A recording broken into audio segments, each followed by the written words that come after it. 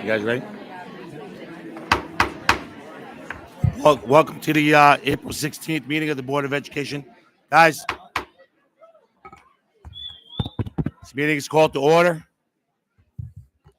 Welcome to the April 16th, 2024 meeting. Any motion to come out of executive session and come into open session? Okay, Stephanie, second by Sabrina. All in favor? Opposed? Motion's carried. I'm going to ask everybody to stand for the Pledge of Allegiance. Remain standing for a moment of silent meditation. I pledge allegiance to the flag of the United States of America and to the republic for which it stands, one nation, under God, indivisible, with liberty and justice for all.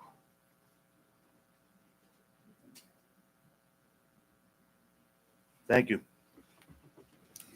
I'm going to turn the meeting over to Dr. Pelletieri to present the WSHM Superintendent's Report. Mr. Scarborough, thank you very much. As always, we're starting with some of our most talented youngsters. I understand we have Mr. Jacklich here tonight. We're going to bring in some of our student musicians, our honorees. Mr. Jacklich, how are you, sir? Good to see you. Excellent, excellent. All right, grab the mic and go to it. Thank you. Hi, Alex. Okay. Yes. Wonderful. All right. Hello, everybody. My name is David Jacklich. I'm going to turn. My name is David Jacklich, and I am the chairperson for secondary music here. Tonight, we are honoring students who were selected for SCMEA. SCMEA is a professional organization in Suffolk County. It stands for the Suffolk County Music Educators Association. And the primary thing they do to support school music programs is that they host these honors ensembles. And SCMEA Division 1 is a 5th and 6th grade honors ensemble. They were recognized at the last board meeting. Tonight, we're recognizing SCMEA Division 2 students who are in grades 7 and 8. And SCMEA Division 3 students who are in grades 9 and 10. Students are chosen for these groups based on very high scores at last year's NISMA Festival. And so students, last night we hosted at Sachem East a very large NISMA Festival for our district where 490 students participated. And the highest scores get recommended for these honors groups, and students from all over Suffolk County come together and perform in amazing concerts every March. So as I said, tonight we're going to honor two groups of students. The first group is SCMEA Division 2. So could all SCMEA Division 2 students in the hallway come on in, please?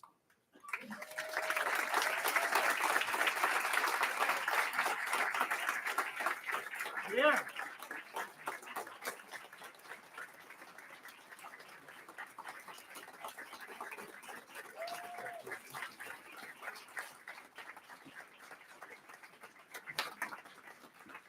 Mr. Jacklich, these kids have been on a stage before. I like how they came in like that. Perfect. They knew what to do. I didn't have They to tell knew them. So here are the students who are in attendance tonight. We have from Sagamore, Alexander Bialik, Arya Pai, Shrey Sheth, Taylor Fink, Isabel Schiavo.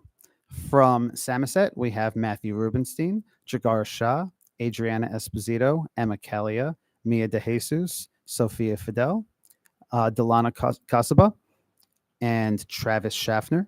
From Seneca, we have Tyler Gawarecki and Alexis Sicarella.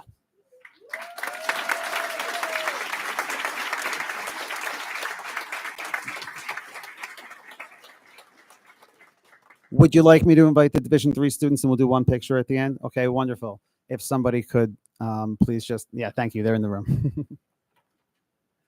The SCMEA Division 3 students who are about to walk in are the 9th and 10th grade students who were chosen for this same honor.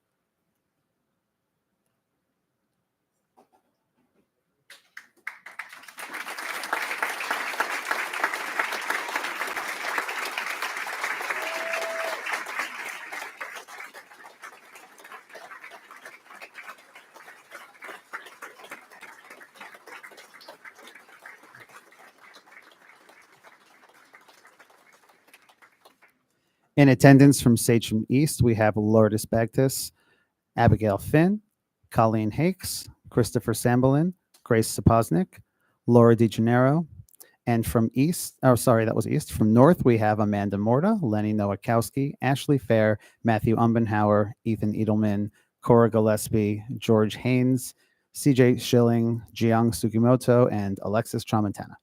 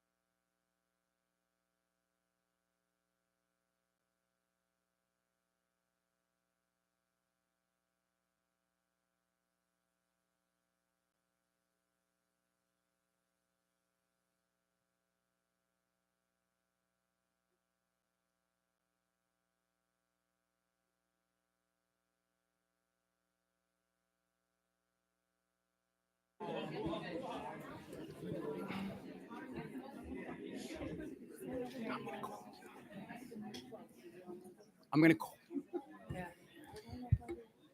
All right, ladies and gentlemen, thank you very much. Always a pleasure to honor our young musicians. We are going to shift for a moment to another type of honor of some really important people. I'm going to ask Mr. Wells, if he doesn't mind, our principal from Cayuga, to come up to the microphone.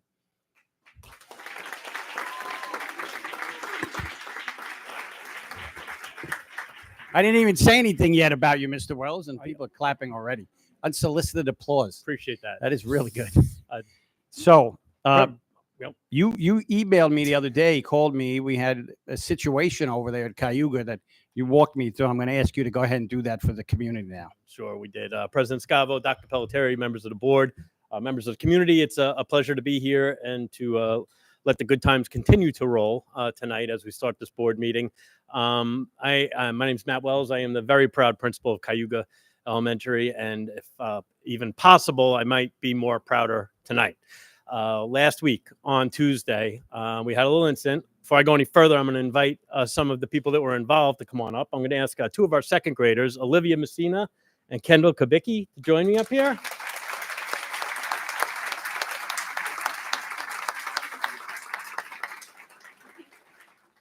And they are not just up here because they're cute, but Mr. Mike Horry, our head custodian, I'm going to ask him to join us as well.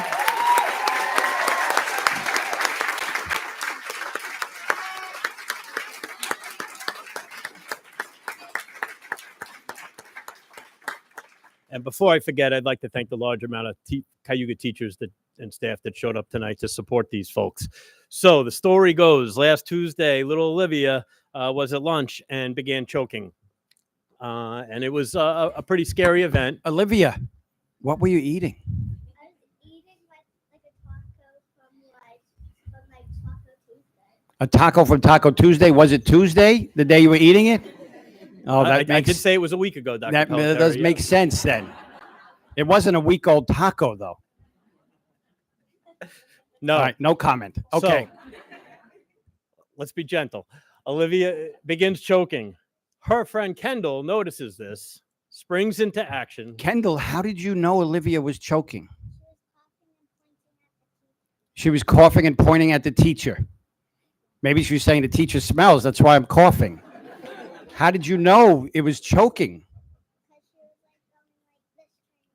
Oh, you could tell right away she was trying to get it out. So then you sprang into action, Mr. Wells said, right?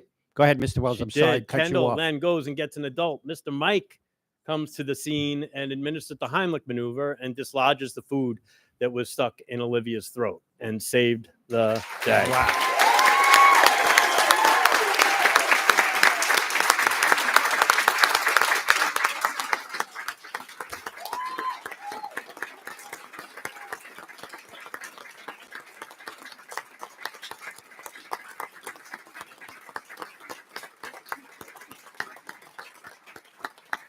So I'm very happy to report that everybody is well, as you can see. I was extremely proud to hear that Mr. Mike was able to administer the Heimlich on little Olivia without causing any permanent damage. And then later find out that Kendall here, a fellow second grader, was really the true hero, was really, what this is all about. And I just thought that this was such an incredible moment for us at Cayuga. I think it not only underscores the importance of getting that first aid training for choking, but also I think it highlights the courage that it is necessary to step in and to be able to apply that training in the moment, and I think a lot of times we get the training, but you never know how people are going to react. And I'm just very thankful to these folks for saving this little girl's life. And I believe she has something she wants to say.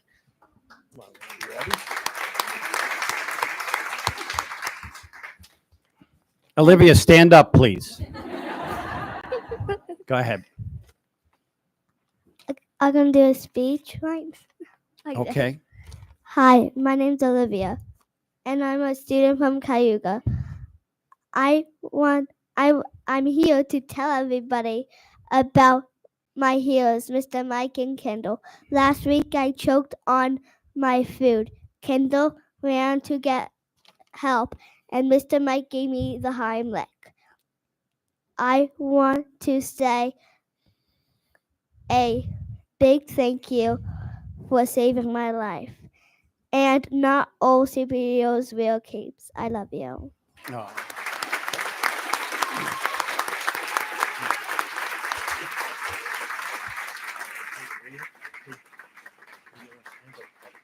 Kendall and Mike.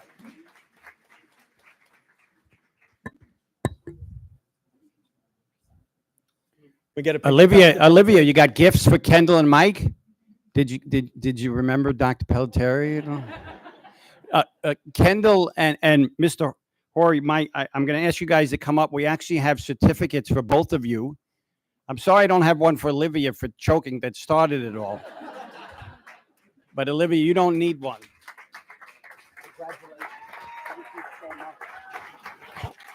Good job, Kendall.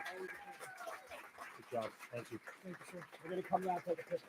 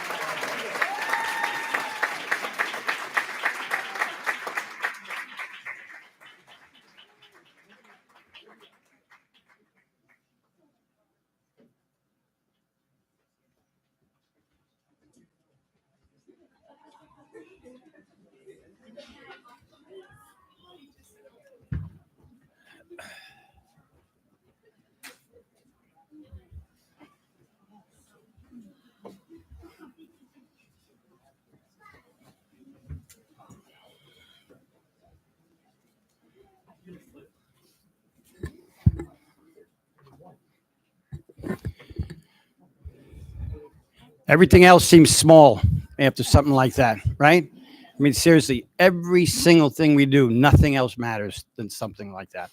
So, Mike, again, thank you. And Kendall, I actually saw that video. She literally jumped out of her seat and ran down the aisle and got Mr. Mike, who came running down the aisle himself. Just incredible. So, again, thank you for that. We are going to now move forward with our budget update. And Ms. Sarakis, you're going to walk us through this? Thank you. Okay.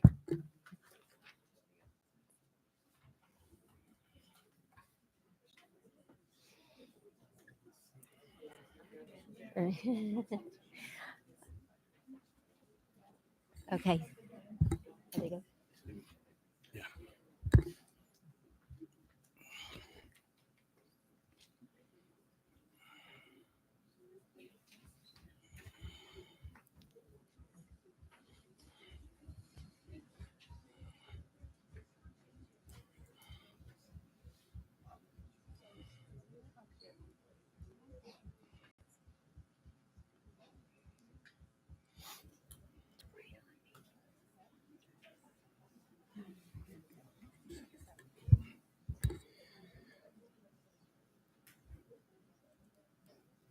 Ready?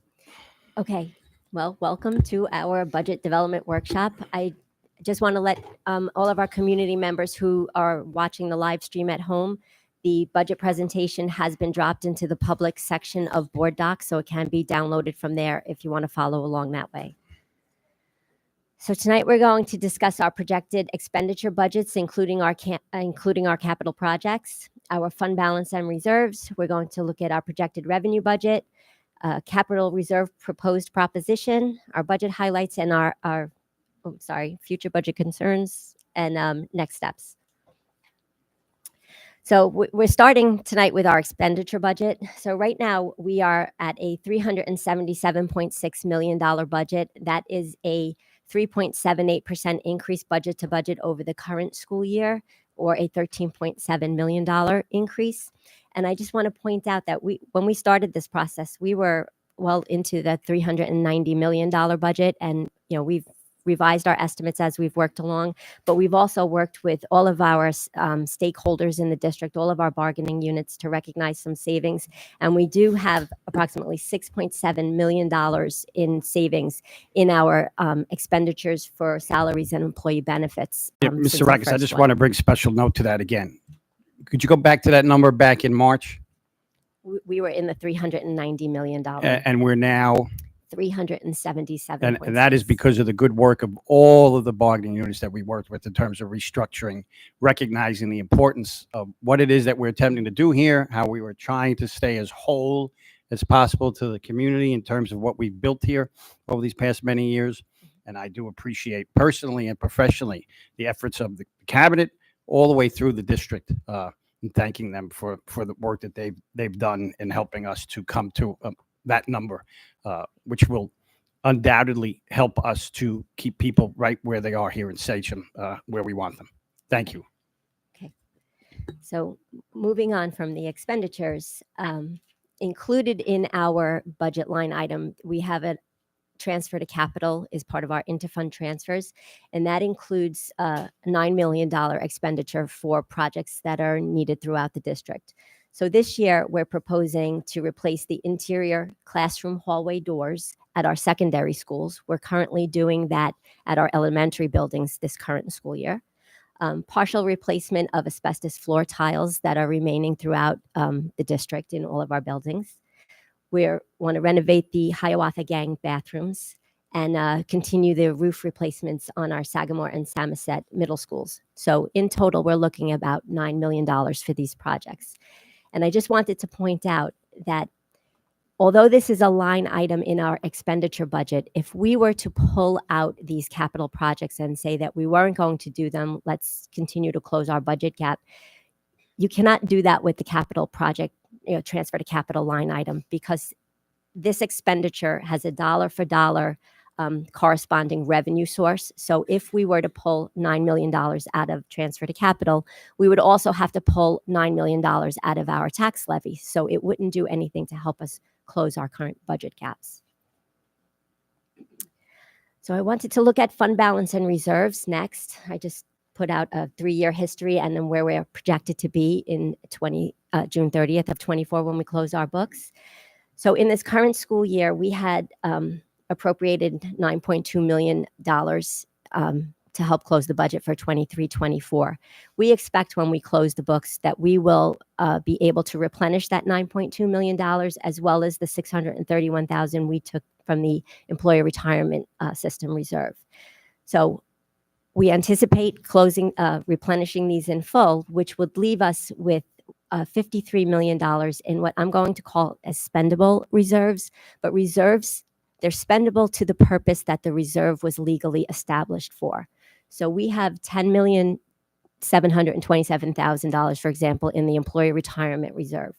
We cannot use $10.7 million in any one year towards that year's budget. You're limited to the expense in that year. So on a normal year, we have about $4 million in the ERS reserve. That's our expense. So that's what we would be limited to in using the reserve. So you're limited to the expense in all of our legally established reserves, with the exception of unassigned fund balance, which is where we appropriated the $9.2 million for this current school year, and we're proposing it for next year. When you use unassigned fund balance, that can go towards any expense. It's not limited to a legally established expenditure. So when we look at our revenue budget, we still don't have an adopted state budget. So we're going to present here a couple of different options that we can propose for closing our budget gap. So right now, budget scenario 1 works under the assumption that we will have a hold harmless provision in the New York State budget, which means that we will get at least what we had last year in this current year's budget. When we did our first budget presentation, the governor had proposed doing away with the hold harmless provision, as well as changing the formula, which resulted in Sachem receiving less than we received in the current school year. So by putting hold harmless back, we would be getting an additional $3.7 million. It would do away with the negative funds that, the decrease that we were expected to get, and plus give us the 3% hold harmless, 3% more than what you have in your current year. So we're going under the assumption that in scenario one, that the governor is going to have that provision in her budget. There has been some talk that it's there, but until we actually see it, we can't kind of bank on those funds. Yeah, that really hasn't been finalized yet. So I think that's wise to do it that way. Right. So if the hold harmless provision is in the New York State budget, we would still be looking at a $3.77 million budget gap. And that would be after appropriating another $9.2 million in fund balance. So the board can decide that we would either appropriate additional reserves, like I indicated on the prior slide, the spendable reserves that we have to that 3.7 million, or as I'll show on the next slide, we have another scenario to present. If there is no hold harmless provision in the governor's budget, we would have a $7.4 million budget gap after all of the concessions from all of our bargaining units and all of the reductions we took into play. We would still have that. So scenario two shows what it would look like if the district were to decide to pierce the tax cap. And this scenario shows a 3.49% piercing of the tax levy. So the chart on the bottom where you see 1.92%, that's the tax levy operating under the formula, staying within our cap. 3.49% next to that, I just wanted to show the community what it would mean if we went out with that piercing, because that would provide an additional $3 million towards the district and would help close that gap, assuming we still got the hold harmless provision. And that 3.49 is associated essentially with CPI, right? That's why we chose that. Correct. Because as we know, the tax levy formula is the CPI or 2%, whichever is less. And the CPI has been growing and the district has been confined to that 2%. And that gap has been getting larger and larger. So if the district were to stay within the tax levy, the calculation for the three towns, you'd see on average for the year, the increase in property taxes would be approximately $130 across all three towns. If the district went out at a 3.49% tax levy, we would be looking at roughly $230 increase for the year across all three towns. But that is dependent on assessed values, equalization rates, and we know how there could be swings in those. And the data we are using is the current data that's available to us. We don't get the equalization rates or the assessed values until well after the budget is adopted. So we can only present what we know as of today. But if the board were to pierce at 3.49%, we would only, and hold harmless was in the budget, we would only have to appropriate another $511,000. But if we pierced and there was no hold harmless, 3.49% wouldn't cut it. Then we would have to look at a larger percentage to go out with. So there are still quite a few unknowns even at this late date. Is any questions? Unless you have a question now, and then we can go back and Okay. review everything. Okay. So the second section of this budget presentation is a proposed proposition number 2. And this slide just shows the wording for the resolution in order to make use of our capital reserve funds. And that is a resolution that is on the agenda for this evening. This way, if we want to move forward with a resolution, a proposition 2, we have to have that adopted before we adopt the budget. So proposition 2, we're proposing to use our capital reserve funds for a renovation of our softball fields at our North and our East high schools. And you'll recall, and as we just finished, and it is baseball season, we did finish the baseball fields at high schools North and East. And that was funded through a resolution last year that was voted on by our community to use our capital reserve funds to renovate those fields. So we're making a similar proposition here to do the same with the softball fields. It's important to note that the capital reserve cannot be used to close our budget. Those funds are strictly put aside for capital projects that have to be voted on by our community. So, and just as a quick little time lapse here, if Allison will click, we could show you, this was our fields here at North. Just a quick time lapse to show the renovation that we just completed.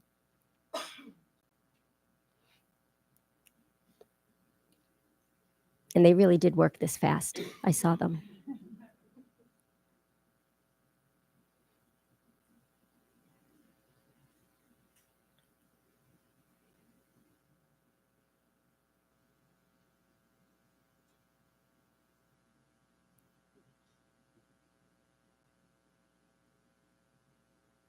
And there are our fields.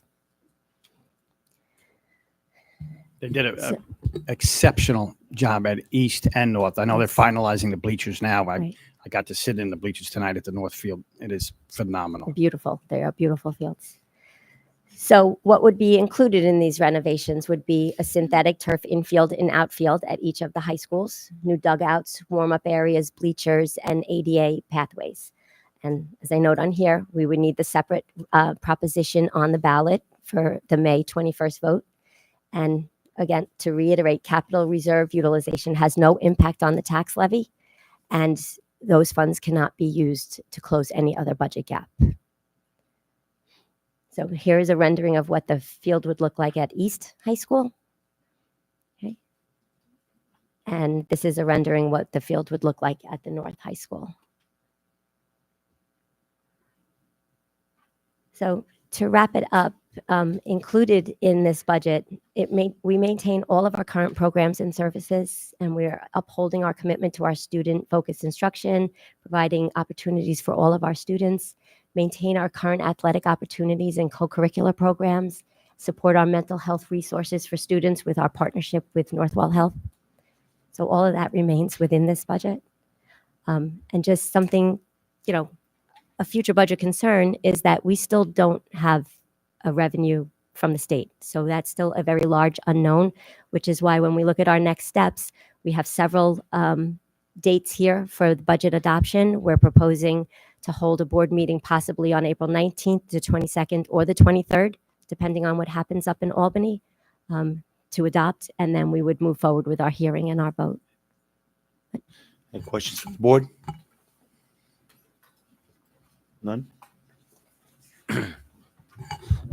Okay. Alex? Just for the community's sake, I know we did this last year, but what percentage of the money that we spend on the fields do we get back? So a lot of school districts you see going out for bonds.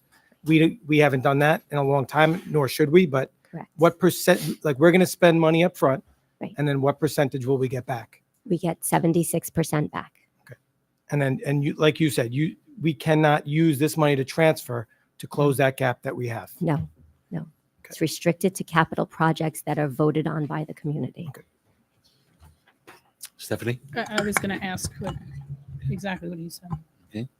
Ms. Sarnia?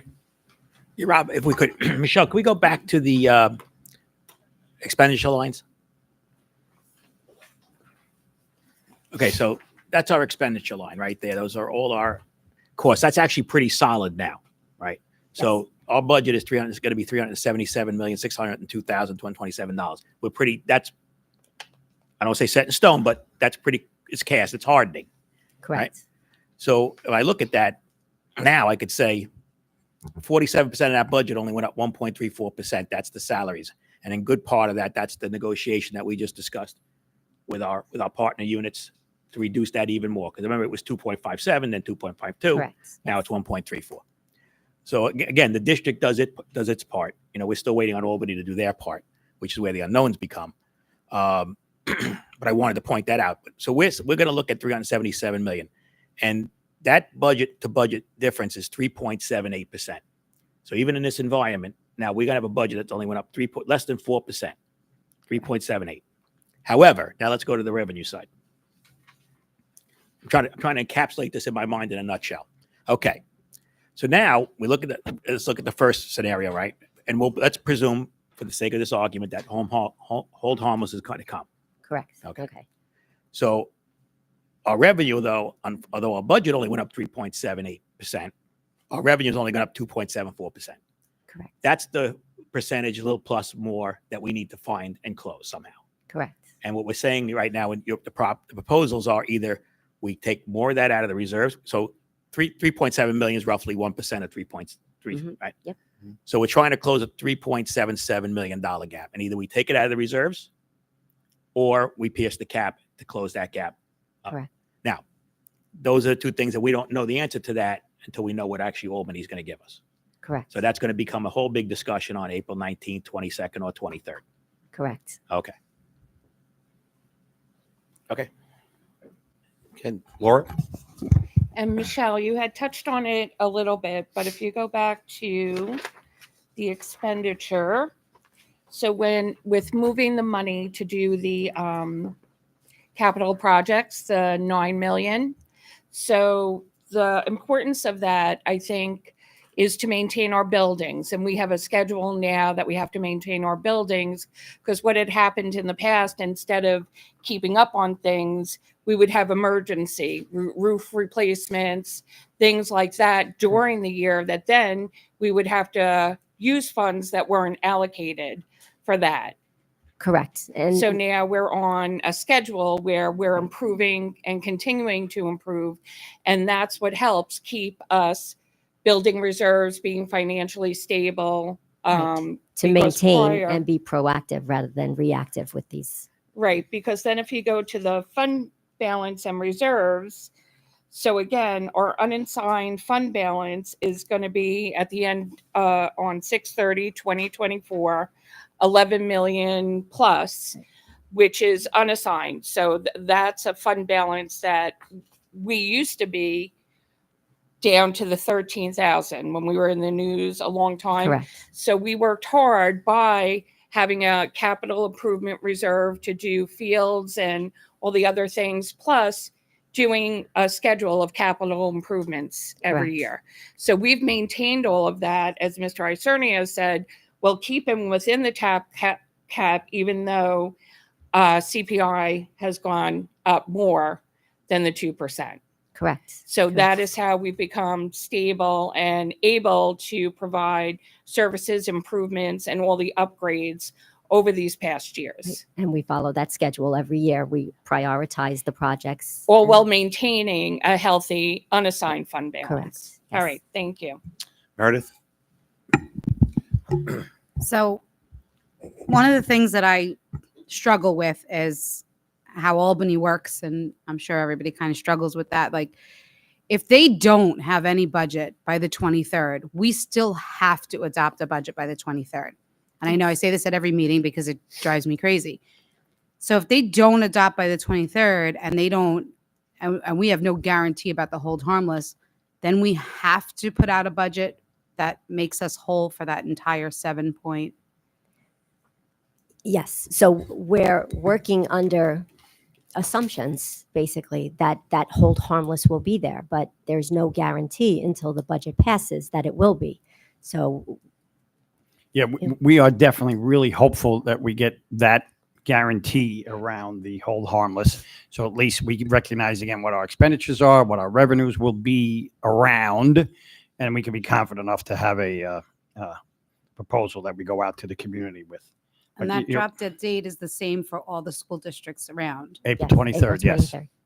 Okay, so Albany's well aware that school districts have to have their budgets in by a certain time, and yet we still don't have anything. I believe last year they adopted in May. Yeah. In Albany. they so- did. But last year was different in that we knew what our numbers were. Right. And we had We had worked hold off harmless. we worked off this premise year after year that we would not go backwards, that no district would go back. And this year, we can't work off that premise. So Correct. that's why we're really hopeful that we get these finalized numbers. I know the governor spoke to it a couple of times in the past week, but we still have nothing solid. And I just want to say, like, we do a lot here, and I know plenty of people have plenty of things to say, but I will tell you that every person at this dais and every single employee in this district has done their part. We have had everyone come together, united, to do everything we possibly can, and we appreciate it. And unfortunately, it's not enough until Albany does what they need to do. Yeah. Matthew? Just got a quick question. When we get that 76% back, where does that go? Like, does it go for future projects? Well, it comes in, it's under the category of building aid, but it comes in over the course of the 15 years. It's not that you get Gotcha. all in one Want to get a big payment. check? Okay. Thanks. Okay, any other questions? Okay, Stephanie? To just piggyback off what Meredith said, we asked, we came together. There's a lot of stuff on the internet going on that's not valid. So please, if anyone has questions, email us, because there's and I won't give any kind of credence to it, but today there was a few rumors that I got texted to ask about, which weren't true. And if you just, I don't expect people to go back and watch meetings, because it's hard to find where everything is, but a quick email would dispel all these rumors. And, I felt a sense of panic today, and it's so unnecessary, because every person, like Meredith said, is working together to make this better. So please just email us, and we would easily dispel some of those mistruths or rumors or whatever it is, because I had a couple of texts today in panic, and it's not necessary. Okay, Sabrina? Michelle, if we use if we need to use that, when we get to that 3.7 million, is that going to come straight from the unassigned, or is that going to come from, like, where are we pulling that money from, if that's the route we decide to go? If that's the route that we take, that could come from the spendable reserves. So we have 10 million in our employee retirement reserve. Like I said, it's limited to the expense that you have. But just as an example, workers' compensation reserve is $8.9 million. We usually have about $2.5 million in expenses of workers' compensation. So you can pull $2 million from workers' compensation, $1 million from the ERS, $1 million from the TRS, and then you've closed that. Okay, thank you. Any other comments? We've never been in this situation before. 2010, they adopted it late, but all first runs of the budget, were very, very good. So we didn't have to worry about, a deficit, a $3.7 million deficit. That $3.7 million that is kind of just floating around in Albany is staffing. It's going to help our staffing tremendously. That's going to keep our class sizes down. It's going to give a better student-teacher ratio. And look, it's very, very hard to adopt a budget without knowing our number. It's nearly impossible. So hopefully Albany works tirelessly to get that approved so we can come back. We have tentative meetings scheduled for the 19th, the 20th, the 22nd, the 23rd. We don't know when it's going to happen, but it has to happen. They need to do their job in order for us to do our job. And when I say they have to do their job, I'm not referencing our elected officials here in our district. They are doing their job. I mean, Doug Smith, Alexis White, Dean Murray. I mean, I see them on the Senate floor, the Assembly floor, fighting, for Sachem, particularly for Sachem and the surrounding districts. So when I say Albany needs to do the job, they have to come to the census and get this budget done so we can do our job. It's really what it comes down to. But like I said, it's all staffing is what it comes down to. That $3.7 million equates to 37 to 40 positions, within our district. That's huge. That keeps our class sizes small, keeps them where they're at right now. So I guess we'll get updated hopefully sooner than later. Yeah, Dr. Mr. Pillsbury? Scarborough, yes, we put tentative meetings on every day except Sunday. We'll try to rest like the good Lord on Sunday and have that day off. But otherwise, we are ready, willing, and able to come together and adopt a budget. As soon as we get some solid numbers, we'll be in touch. Are we waiting till our next meeting to decide whether, I know there's still numbers, but scenario 1 or 2 because we're thinking we might get a little bit more than the hold harmless? Like to have the discussion of, are we going to pull from the reserves, or are we going to pierce the cap? Are we waiting to see if we get I think beyond? that's dependent on whether or not that whole harmless comes back. And then there at that particular point, we'll have to decide, do we want to take the $3.7 million out of unassigned fund balance, or do we want to go out and pierce the cap? Piercing that cap it's going to close at almost 511,000, right? Yes, almost So completely. it's still not going to close completely. But if the whole harmless doesn't come through, I don't know how much choice we have. We would have to pierce the cap, at least attempt to go out and try to keep things together that we've built over the years and stage them together, you know? Right. That's And if the hold harmless is not there, it wouldn't be 3.49. It would be more like 4 or 5%. Yeah. Because now you'd have to make up that whole a bigger number. difference. Yeah. Correct.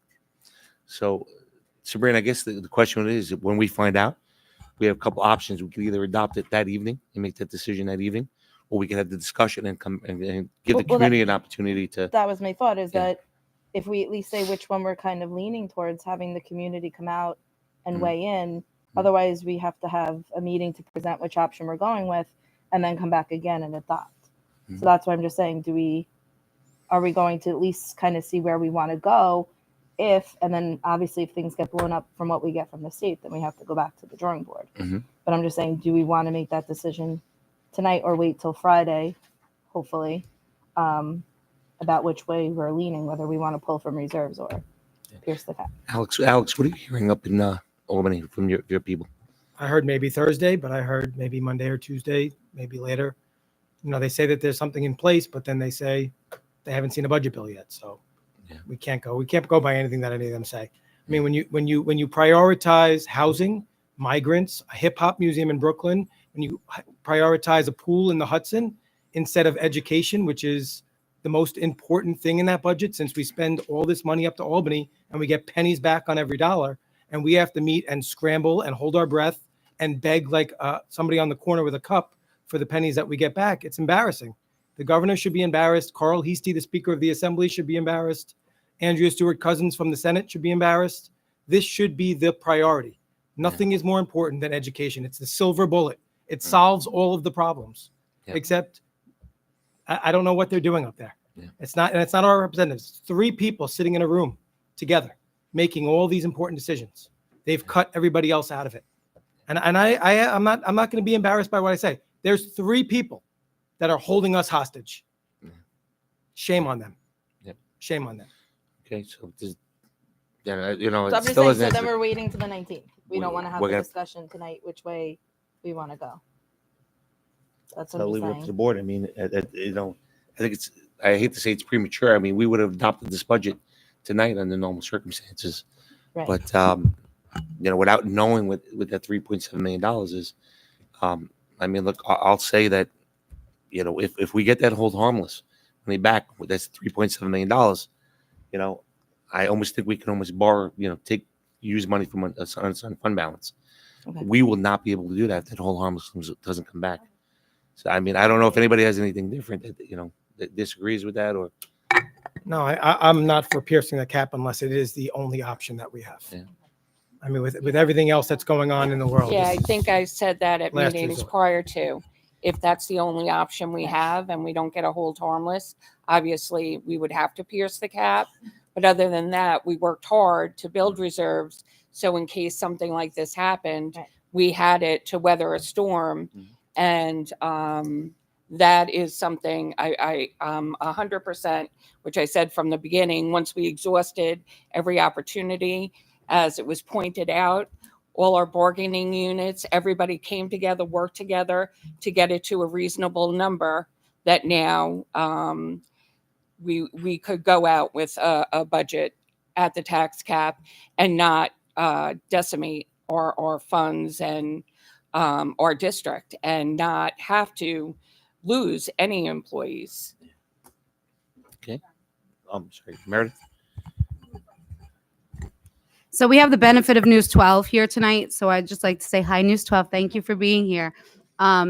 Maybe you can get a message up to Albany for us that this isn't just numbers. These are people's lives. These are employees that aren't going to be aware of where their life stands until those people up in Albany sit down and make decisions. And they have to, like Alex said, prioritize education because that's where it starts. If a child's not educated, it doesn't matter if there's a hip hop museum for them to go to. They're not going to have the money to get there because have you gone to Long Island Railroad lately? It's pretty expensive.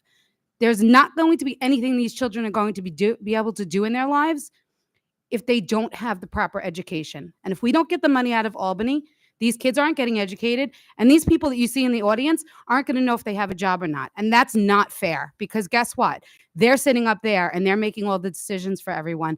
And I don't think that's very fair, that they're going to sit here and hold everything up and tell us that we have to, by law, adopt a budget when we don't know what we're doing. Guess what? By law, they had to adopt their budget by April 1st. What's today's date? The 16th. They haven't done their job. Every single other person in this room and every other district on Long Island has done their job. I don't know why we can't get Albany to do theirs.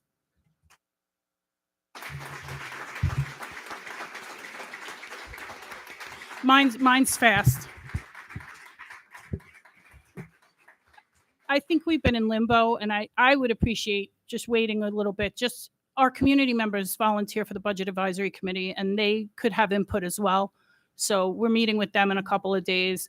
I think that, and I appreciate them, because we've been all over the place on when we're going to meet and all that. So I don't, if it's not going to hurt, I would rather wait. Okay. Michael. I was going to mention too, Mr. Reynolds will be back, I guess, by Friday, right? Yes. So we think we owe it to him. If we don't have to, then we should wait for Vinny. But I want to remind some of my board members, especially some of them sitting here, who have mentioned many times how fiscally unwise it is to use reserves to fund day-to-day operations. If you use $3.77 million out of our reserves to close this gap, you will then need to make $12.7 million next year. Correct, Michelle? Now, she barely made 9.2 out of this budget, which means then next year we'll be appropriating $7.4 million out of our reserves to continue operations as they are. I do not understand for the life of me why we would not try to pierce the cap and reset this levy to match CPI where we have the opportunity to do so. Everybody sees what's going on up in Albany, the chaos going up there. They know it's not us. Okay. Our units have given back a lot. We've done a lot. I think the community can give a little more. I think they'd understand if we go out and explain that situation to them. I mean, I think our parents would understand that we're going to be able to maintain all their programs that we have today, and we'll get this levy back on a trajectory closer to CPI. I don't understand why we're so resistant to at least trying that, but that's just me. Just one question. So, Michelle, do we know of any other districts that are piercing it, attempting to pierce the cap besides Amityville? I know West Babylon is looking to pierce the cap, but I would have to go onto my listserv and see if they maybe get a survey. Get that information. Yeah, I could do that for tomorrow. Alex? Mike, I understand what you're saying, but over the last 3 or 4 years, we've underspent the budget by $5 to $7 million a year. Underspent. This year alone, we're going to recoup $10 million. Right or wrong, Michelle? Okay, $10 million. Groceries up 21%. Utilities up 28%. Gas up 48%. Insurance is up. Car insurance, homeowners insurance. The community, what you don't have a plan for what happens if we don't get to 60%, if we try to pierce. Then we're back here with the non-pierced budget. We should do it right the first time, go out, and we have plenty of money. We have $67 million of the community's money sitting in the bank. It's wrong to say, oh, they'll understand, just give them more. It's wrong, Mike. We are saving, because of the work of the SCTA leadership, all of our staff and teachers in the SCTA, our cabinet, the board, back and forth for weeks. We're saving jobs. They're not going to get, the community's not going to understand piercing. They're not. And I don't understand why you think that they will. I don't get it.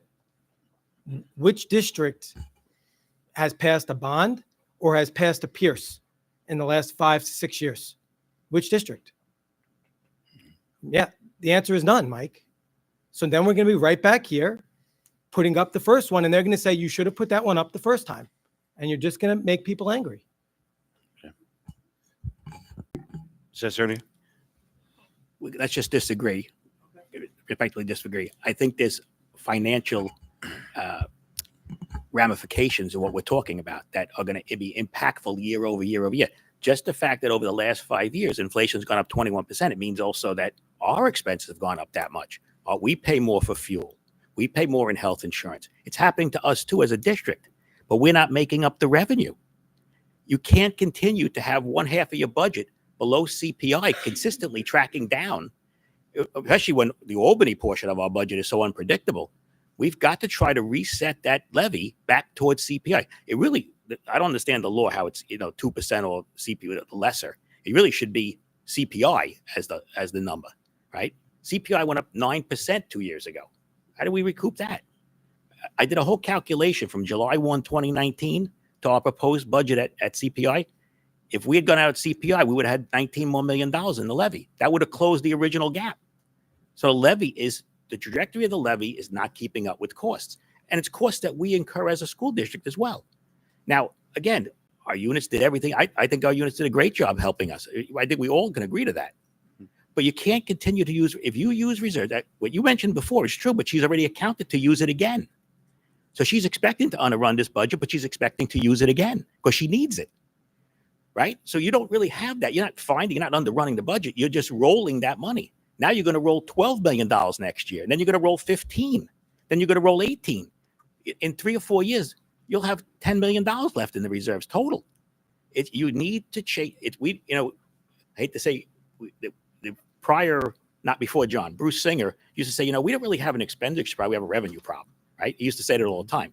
And now we're really seeing the effects, the long-term effects of the tax cap law by not keeping up with the rate of inflation. When inflation's 1 or 2%, that's great. But when inflation's 3%, 4%, 9%, right? And now it's 3.4% as of this year. The tax levy is just not keeping up if you continue to go at the cap. What I'm saying is you need to reset the levy closer to CPI to raise revenue for the costs that we're incurring that have increased as a district. I'm just trying to use sound financial policy. I understand, but let's play chess. Look like 3 moves down the board. Right, and you're right. What happens if this goes down? If the community says, no, we don't agree with you, you're wrong. And I think we should go out and go to every PTA meeting, every community event. We have contacts now with the colony. Go out and explain to them this. They see what's going on up in Albany. They know what's happening. They know Albany's in chaos up there, right? We don't even know if we're really getting even hold harmless, right? Or are we getting hold harmless plus, right? We don't even know. But we did everything we could. We control about 50% of the budget, and we are at 1.34%, right?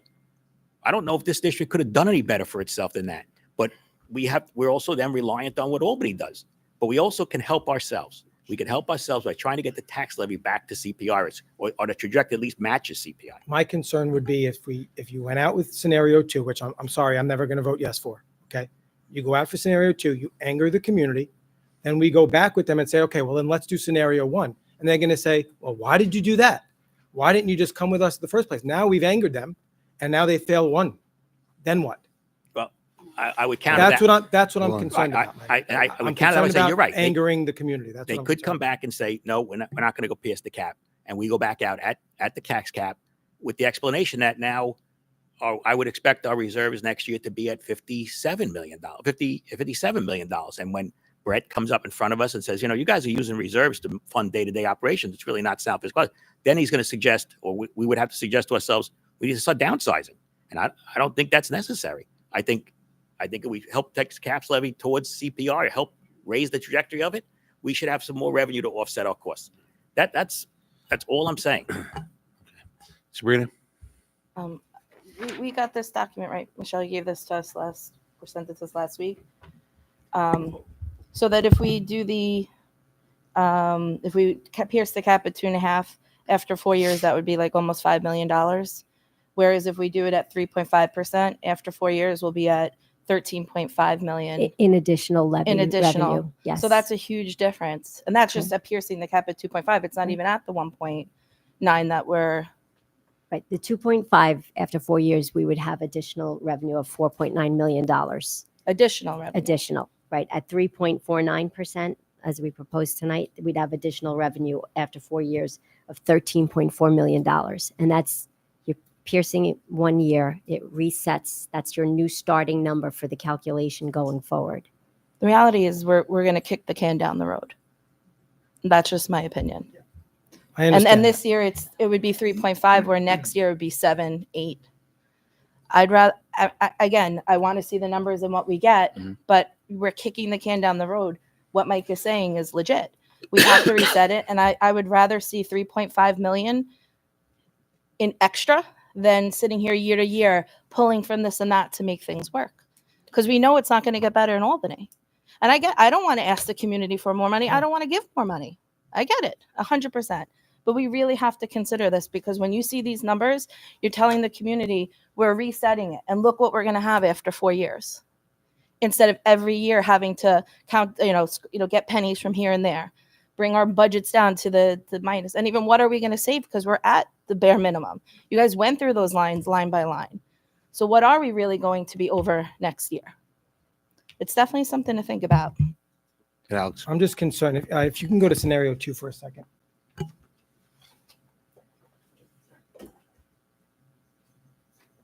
So these numbers that you put on here, which was the annual changes, that doesn't account for what happened with the changes that took place in the towns and the county. Can you explain that a little bit, and how maybe money is going to be shifted around and people could see a lot bigger increase than what we're actually putting here? And that's due to the equalization rates, which the district has no No control control, I know, but over. it happened a couple of years ago in Right. Islip, and maybe we can just kind of talk about it, just so people are aware the best you can.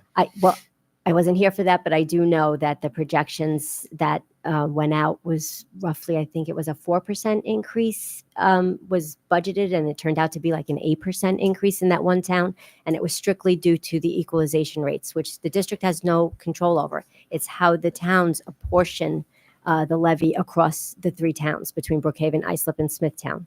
So a change that happened for this upcoming year is the change in the definition of income for our seniors or individuals with disabilities with limited income.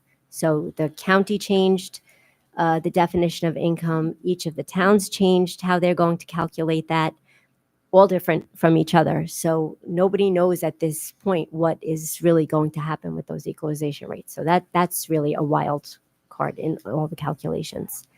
I do have, as of March 1st, when all districts had to file their property tax levies with the state comptroller. At that point, we had 4 districts looking to pierce. Most of them were East End districts. They were Amagansett, East Hampton, Springs, and then West Babylon. Now I do get from my listserv an email every day as districts adopt their budgets and file their property tax report cards that will show who's piercing and who's not piercing. And the handful of districts who've already adopted, no one is piercing yet. But all of the districts that have adopted, or the majority of them, were getting more money, so they're going out actually under their levies. Okay. All right. Because they're receiving more aid. Meredith? So I completely understand why you're saying that we're kicking the can. And there's probably nobody's opinion that I respect more when it comes to finances than you, other than Michelle. And I get everything you're saying, but I'm telling you right now, like if we go with piercing the cap this year, maybe it's inevitable and it's going to have to happen at some point, but I don't think this is the year to do it. If you look at the ones that are thinking about it, Amagansett, East Hampton, Springs, West Babylon is about the only one that I could say is, similar to the people that live around here and the taxes that they pay and the incomes that they have. I just don't think that if we did it this year, it's in the best interest of everyone in our community. I know that it comes to $20 a month if the equalization stays, the same and everything works out great. It's $20 more a month. But $20, I told you this before, I've been in a position where if you ask me for 20, you might as well have asked me for 2,000. It's the same thing. And there's a lot of people that none of us would even realize that have been able to do what they've needed to do. And now we're in a position, I just heard on the news today that utilities are actually up. Electric is actually up by 30%. Go figure, everything's turning into electric. So now all of a sudden that goes up. But this is something that this year is probably going to be more detrimental to a lot of people than ever. I'm in a luxury business, and I can tell you right now, back in 2008, I felt it in my luxury business in 2007. I felt it before everybody else did, and I can just tell you from how I feel, from the traffic that comes through my store, the lack thereof these days, that honestly, this is just not the year to do it. And I think kicking the can down the road a little bit more would be more responsible, because we have to see where people are going to be at.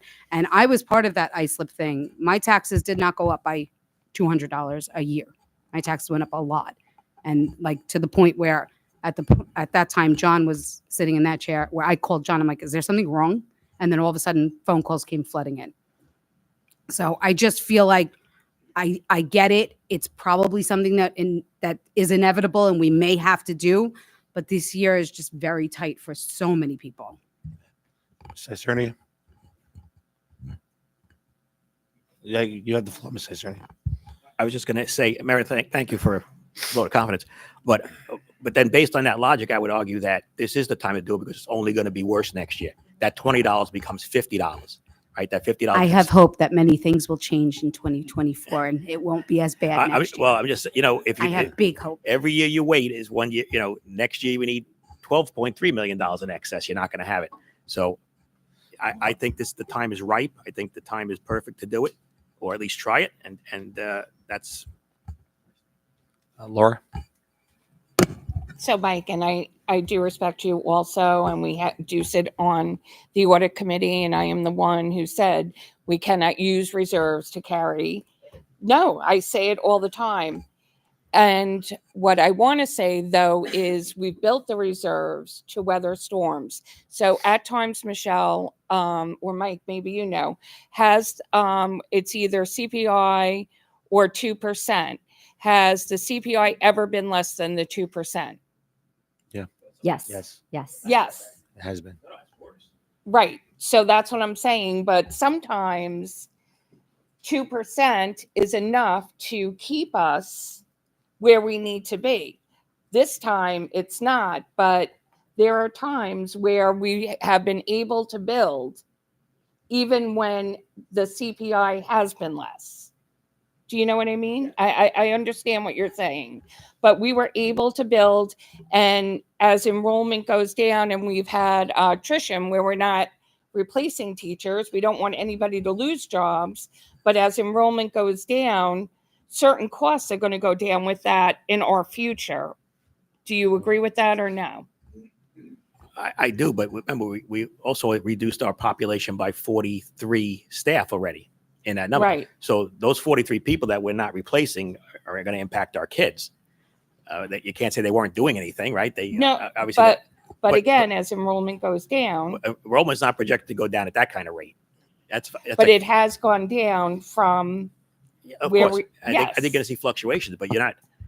Remember, some costs are also light in a building is not relative to how many kids are in it, right? So Right. those costs are the same. But what I would say to you is you are absolutely correct, because I've already calculated that whenever CPI was about 2, things were fine. Right. But from July 1st, 2019 to today, that's 5 years, it's up 22%. So it has not tracked. It's deviated over the last 5 years significantly, but to the tune of about $20 million, roughly another 5%, Right. another 10%. So that's why I said you need to change the trajectory of that. Maybe remember, you got at 1.9, you make it worse. You got 1.92 this year, Right. and No. inflation is 3.4. Right. But we didn't pierce at that time, and we still maintained. When CPI and the tax app are about the same, you probably do about right? But Yeah. that's not the case over the last, I hate to say 4 years, but let's say No. from Exactly. this About 4 the years. current terms of art. Yeah, So all I'm trying to say is, again, I want to wait because I am open to piercing the cap because, again, if we don't get the hold harmless, we have to.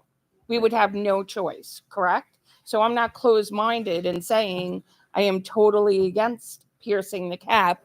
I just think it's hard to make, because at that point, do we pierce the cap to the tune of 5 or 6% to cover the whole?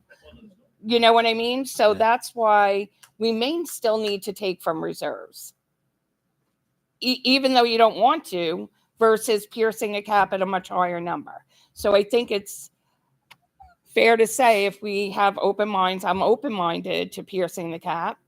And we have to wait, though, until we have the numbers to see what that means. Yeah, we are going to, yeah. Yeah. Stephanie, and then we got to wrap this up. It's quick, I hope. I have faith in the community that the community needs to be heard.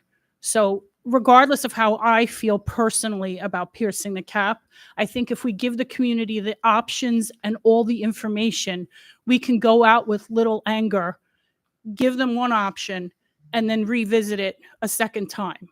So at least we can gauge what the community's comfortable doing, also what they can afford. I don't want to make that decision for myself as a taxpayer is completely different as representing the community up here as a board trustee. So with that said, I would go either way, but I really think it's premature because we need the numbers. You know, we might have no choice in a couple of days. Yep. Okay. So the consensus is we're going to wait. Okay. A long discussion. And we're going to make the decision once we find out exactly what we're getting in the state budget. You know, and I understand everybody's perspective here. Certainly respect everybody's perspective. But like I said, it's a unique situation we're in. Something that we're going to have to monitor very closely before we make that final decision. So, okay. Dr. Terry? Thank you very much. I understand it is National Librarian Day today. I want to thank our librarians and recognize them. Thank you for that note.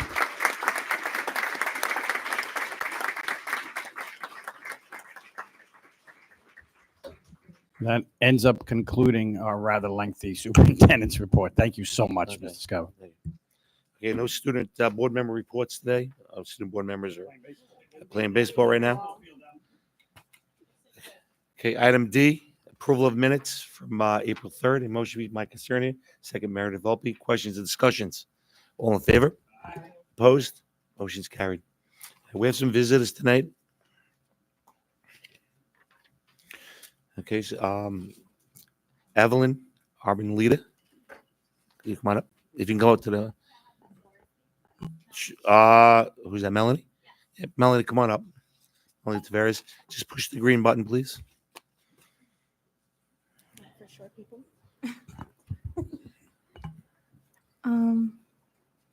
Good evening. My name is Melanie Tavares. I am currently an honor student at Sachem East High School, and I would like to discuss a situation and my feelings towards it. As of recently, a permanent substitute teacher by the name of Senora Cunnins left my Spanish classroom after 7 months of being with us. The actual teacher has returned, although we only have around 30 days of school left. It has been weighing me down as a student with her departure. I feel like I have to start all over again with a new teacher. She had a big impact on me, not only academically, but also emotionally. She was one of those teachers that left a mark on you and had such an infectious personality. She knew how important education is to me. This is why she always made sure to motivate us to ask questions and work towards any goals we have in life. She was willing to sacrifice her family time and stay after hours in order to tutor us. This is something not many are willing to do. Every day I looked forward to walking into her classroom ready to have a good day because it was always a good time in there. Laughs we all shared while learning are times I know all my classmates won't forget. Initially, when we received the news of her departure, our first thought was to protest and start a petition. Sooner or later, we received the news it wouldn't work out, but we still had that hope of fighting for her and our education. 121 students signed this petition, all the students from all her classes. We still try to find any loophole to get her back. It's teachers like her that we need in this world, and I hope that every student is able to experience having a teacher like her during their school years. She not only taught me how to conjugate a verb or perfect my vocabulary, but taught me life values and lessons that I needed. She never failed to encourage me. Tonight, I would like to shed light on the importance of her presence on all the students she taught and met. I would like for you all to understand that you all have a light walking around the halls of Sachem East High School. So I kindly ask that you make sure she stays there for many more years to come, in order for her to keep shining and making a difference on others the same way she impacted my life. Thank you for everything, Senora Cunnins. You're appreciated and valued. Thank you. Thank you, Melanie.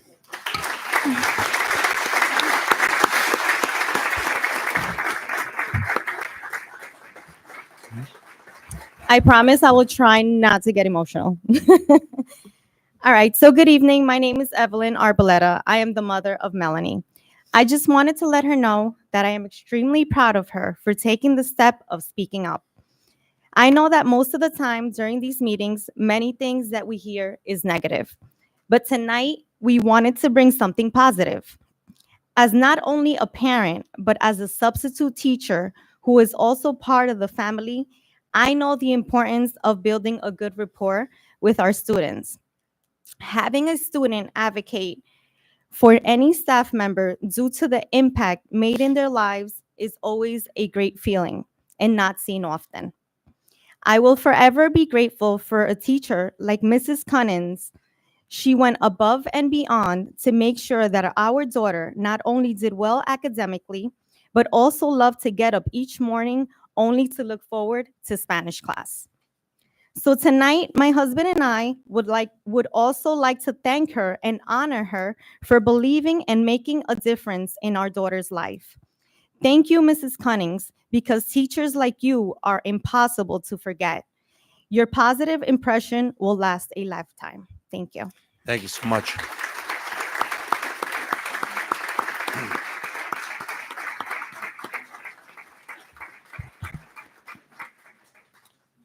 Greg Kelly.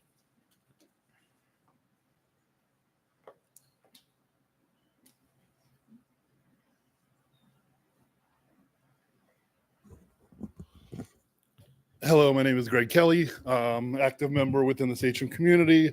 First of all, I'm going to give you a shout out for taking the time to acknowledge a teacher. I'm a 22-year teacher myself, and we don't hear it enough, so I appreciate you doing that.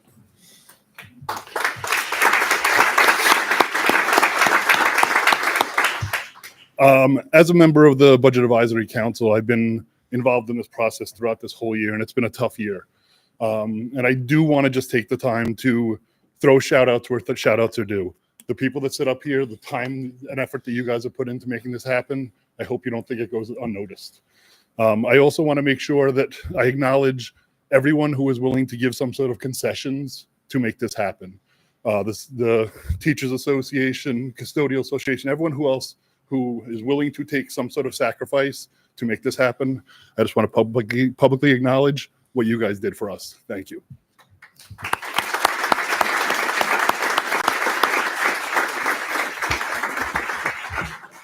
So I forgot to mention earlier, because I know that oftentimes community doesn't hear this aspect of what goes on behind the scenes in budgeting and things like that. But our bargaining units and our SAA, SSA, our Sachem Central Teachers Association, seeing that this was happening, the fiscal crisis that we were looking at, opened up their contract a year in advance before it expired. And was able to save the Sachem taxpayers almost $4 million a year this year and next year, which allowed us to be able to maintain staff, keep our class sizes where they're at, but also allow a lot of our programs that exist today to continue to exist. So we're grateful for that relationship we have with our Teachers Association and all of our bargaining units. But I wanted to say that publicly as a thank you to that group. And also, like I said, this is the stuff that people don't ever hear about. So thank you, guys.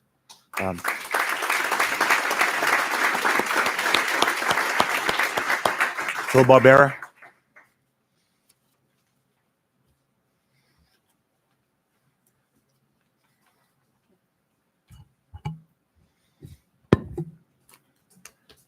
Mr. Barbera, you want to borrow my tie, or you're all right?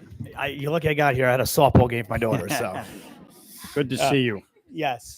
So no, I changed. So Patty, I apologize. This is not a John Weston approved speech, so I'm gonna just say I apologize right now. Couple things really quick. First of all, thank you for letting me speak, and thank you for the acknowledgments that we're hearing. Because the last month, or multiple months that we've been going through this budget process, it's been quite scary, right? We're talking about people losing their jobs, raising taxes for our community, student services being cut. So to hear that, the district has reached out to the SETA, other units, and that everybody has come to the table to try to find the best way to support the district is, I think, a special thing. So I want to thank all those other units who came forward. I know there's still some more work to be done there, but I think it's vital that, again, as a school, we are a community, so it is all hands on deck. So with that said, though, share just a little bit of frustration because Board of Education, it's tag, you're it. Right now it's your turn for us asking for your help. So we are a service to the community. So I just want us to recognize that we keep saying taxes and taxes as this negative thing. I pay taxes. Nobody wants to pay taxes. However, though, those taxes don't only help our current students. They're going to hurt that family. They're going to help that family that you're talking about for those $20 now is also going to set up their next child's future. It's going to set the groundwork that Sagem can continue to move forward and provide those services to help that family get out of their situation, to help that child get a better education and get a better step forward in their life. So I'm just a little bit frustrated because nobody wants to raise taxes. But I truly feel that right now you are being very responsible, and I appreciate that. I think maybe times in the past, not everybody was as responsible as they probably should have been. But I appreciate that you guys are taking the time and going painstakingly through our budget. But now we are asking, and 40% of the staff that work in this district live in Sachem. I think we need to give them the opportunity to make that decision. We need to give them the opportunity to choose if a responsible budget going forward, if it's piercing the cap, puts us in a better position to go forward. Because it's not just for the kids now and the staff now, it's for every future kid that comes through here. This will set a new ceiling, a floor, a higher floor for them to build off of and continue to put Sachem in a better place. We all remember 10 years ago, and I don't think we ever want to go back there. So I'm urging you, the district and the board has come to the staff asking for help, and I think everybody came and answered that call. So I think the people you see here and watching are asking now that you guys do your part and push forward a responsible budget. But I believe piercing that cap is part of that, to make sure that Sachem continues to move forward to support every kid who's here now and about to enter our buildings, and for every staff member who is given and will continue to give for their 30-year career. So thank you very much. Thank you, Ms. Barbera.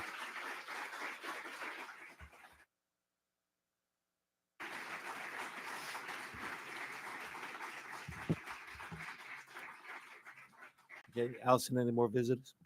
Okay. Item 4 is the Eastern Suffolk BOCES budget vote and election. Any motion, please? Say Cerny, second by Stephanie Volpe. Questions and discussions? All in favor? Opposed? Motion's carried. Item 5, we have a consent agenda A through M, which are business items. Motion, please.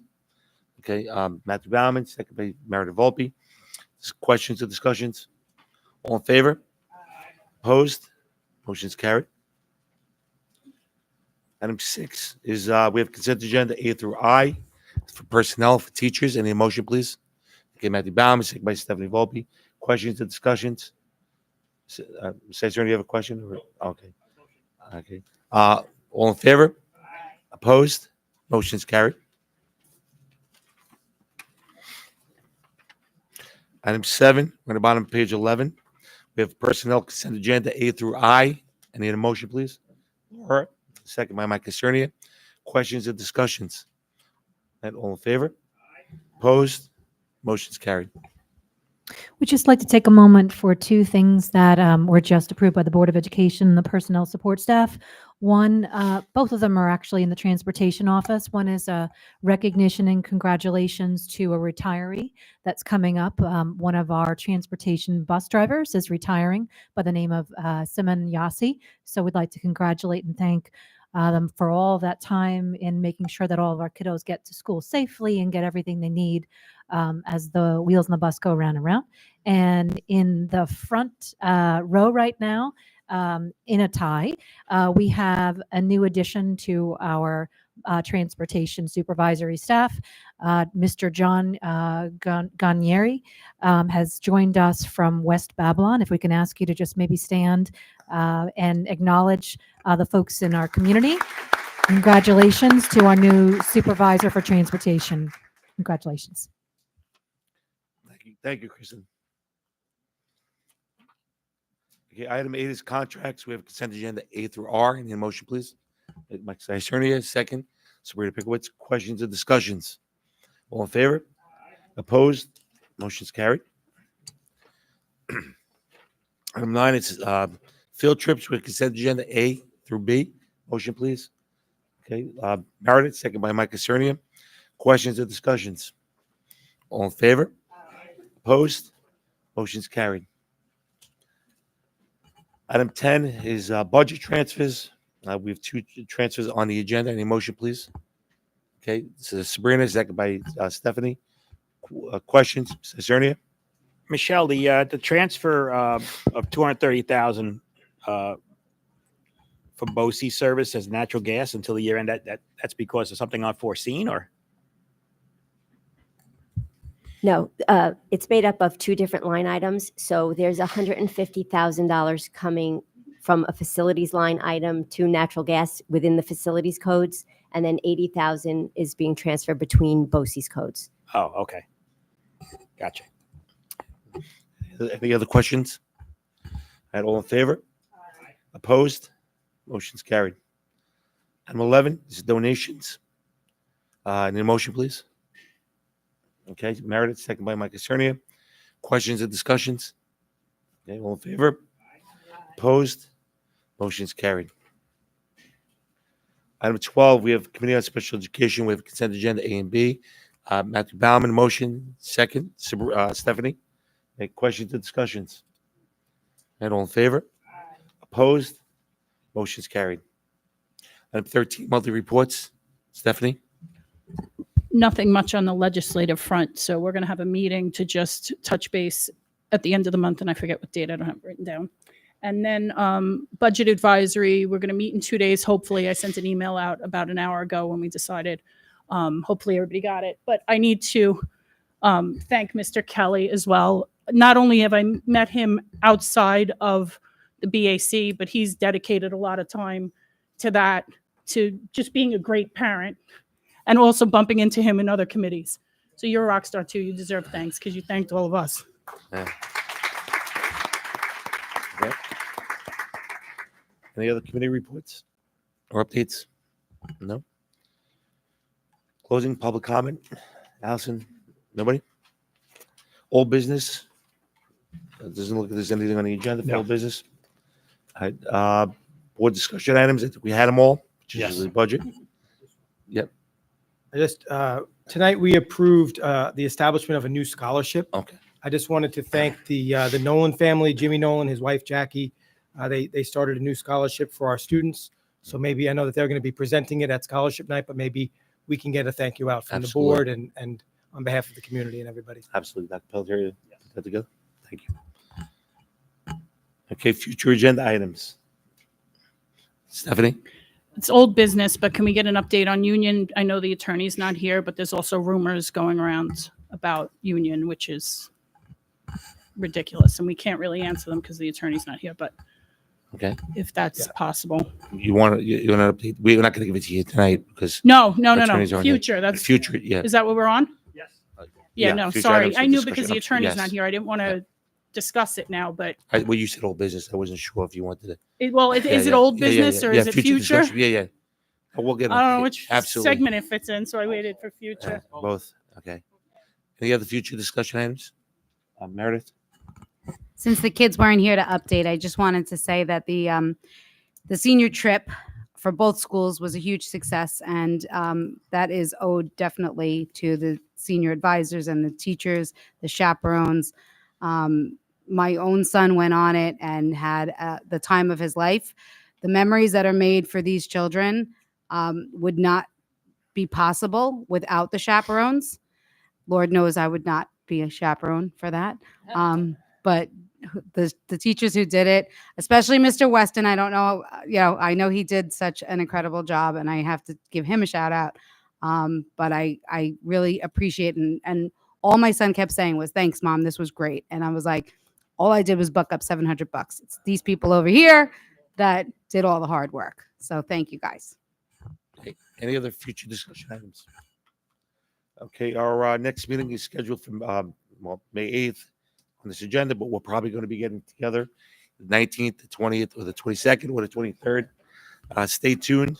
I need a motion to go into exec session to discuss contract negotiations with one of our bargaining units. Stephanie, second by Mike Cernia. Okay, all in favor? Opposed? Motion's carried.